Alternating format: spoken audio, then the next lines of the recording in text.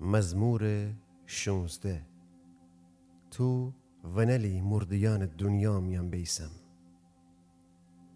داوود غزل.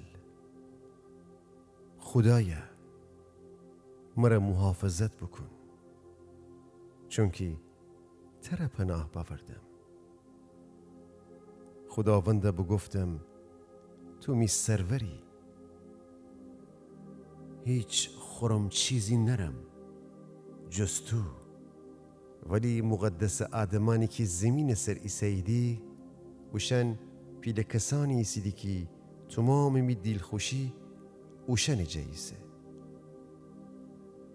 اوشنی که ایتا خدای دیگر دنبال ایسیدی ویشتر غم و غرصه خوریدی.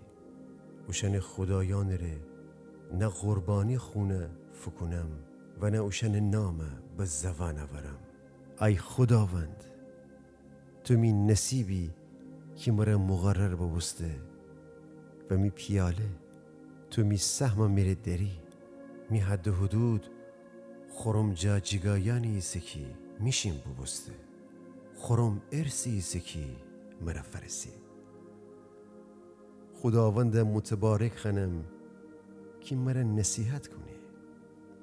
همت شبان می دیل مرا تعلیم ده.